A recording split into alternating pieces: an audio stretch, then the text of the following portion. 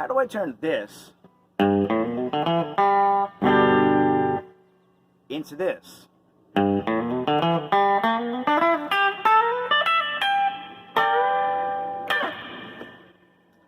And how do I get from here, if I'm playing in G, up to the G up here?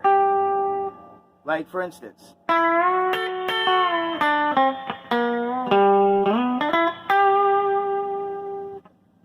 well, let's find out.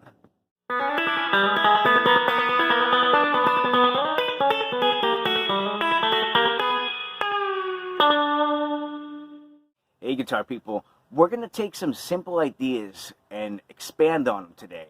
We are going to try to visualize the fretboard and like link things together so that you can expand on certain little things that you do all the time and make them more interesting to you and other people. So let's get going. So if you're going to take a G run like you've heard in a bajillion songs, something like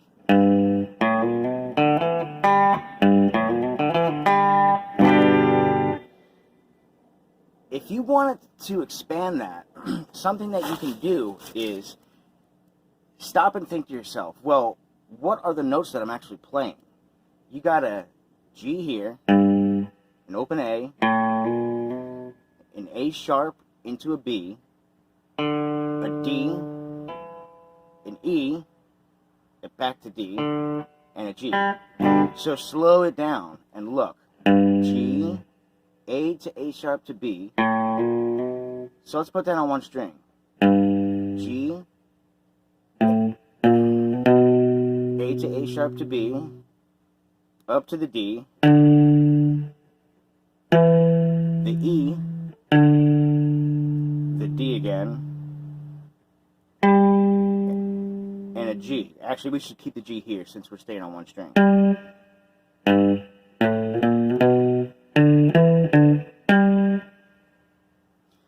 So now that we have an idea of what these notes are, you can take that. Oh look, we're ending on a G. That's the same as our starting note.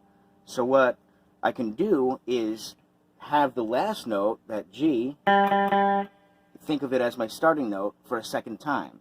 Now I'm going to go to the A, because that is what comes next. G. You got A to A sharp to B. After that, you have a D, an E, and back to D, and G.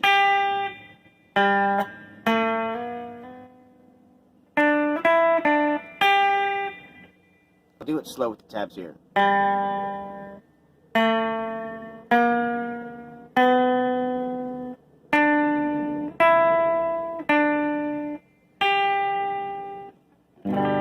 So if we put all of that together, so that's a repeat for a second time.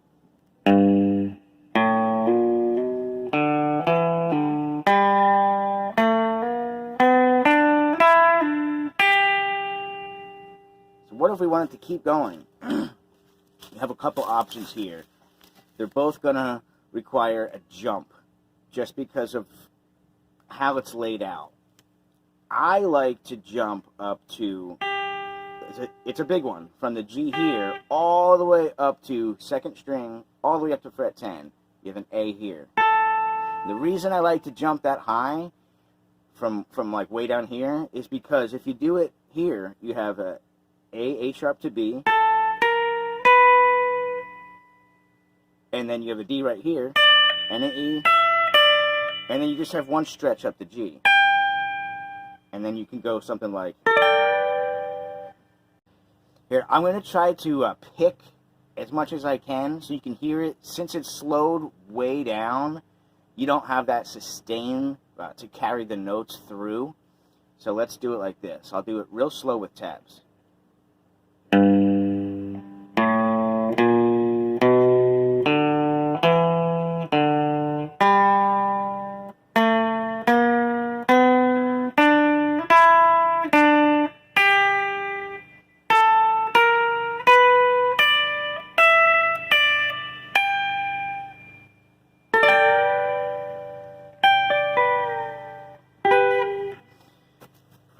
So the other option that you could do, which I really don't like, but I guess if you had to do it, like if your brain got stuck and you were playing this live, you could do something like...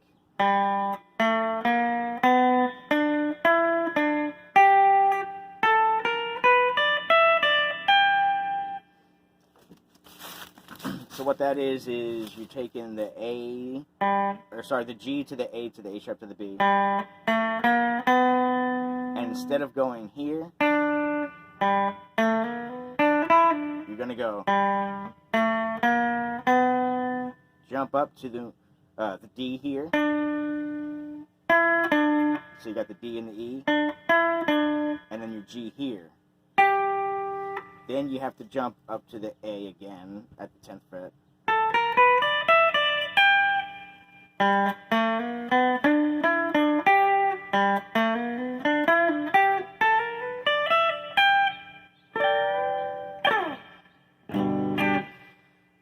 I really wouldn't use that. I think it's too hard. And I like things easy as I can make them. So that is something that you can use all over the place for any of your licks, really. If you just stop and slow down for a second and think to yourself, what are like the notes that I'm playing here? And then, I mean, even if you have to like write them down, I've done that like so many times. And then you are like, okay, I have the exact notes. So if I'm starting here and ending here, here, G to G, I know that the G that I end on, it could be the like same as my new starting place. So then just start from there. Right? So you could apply that anywhere. So stretch it out all over the neck, experiment, whatever you have to do. The next one is, what I was thinking is something like this. We're gonna be still in the key of G, but if you do it like, think like, okay, I'm in the third position G box, right? And usually you'll be coming from like a D7 into G. That's how this thing is gonna work here. So if you go right here,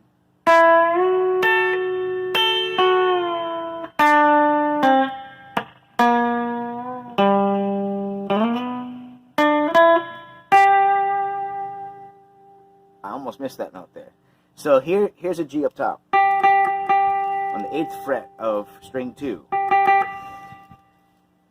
So how I'm thinking about this lick is, here I'm very comfortable in my third position G box. And so we're going to take the E here, and then the A on top, let it down,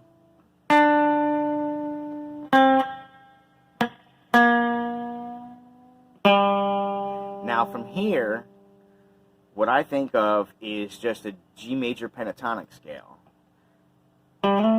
So I'm going to be, it's almost like you're doing, except it's half of that. So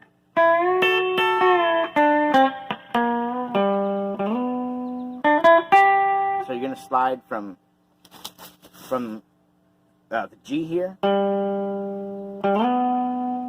up to a B, up to a D, up to an E, and then G again.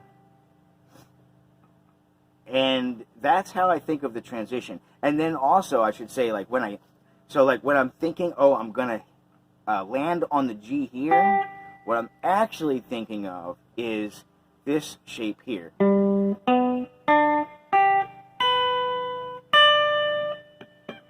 Right, and then you have a G up here, but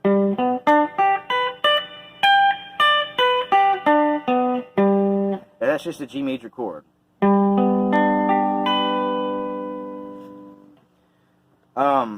So that's just like a visual that I use. So again, slow.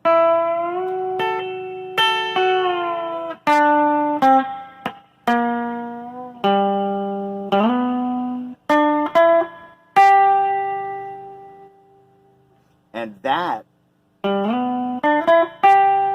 is just a small section of the G major pentatonic.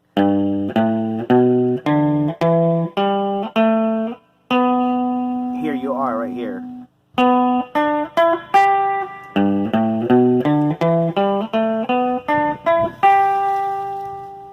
And that's how I visualize that.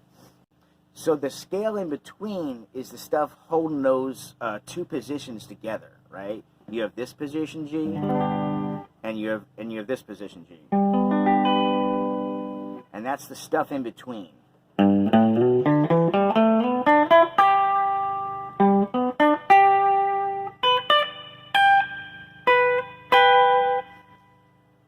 Something else that I could mention about this lick is you could really think of it as the entire thing is only half of that. You could think of it as the entire thing being,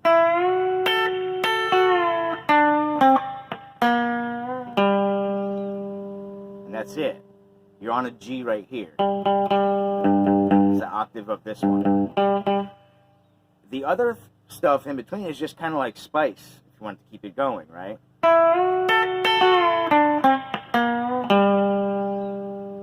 Yeah, it needs something else. And there you go. Well, that was the lesson for today. I hope you got something out of it. I know it was a very quick one, but I'm working on some other stuff right now. I just wanted to throw this out there because it was something that I was thinking of, and of course I wanted to share it. So I hope you guys can do something with it, enjoy it, and just keep picking.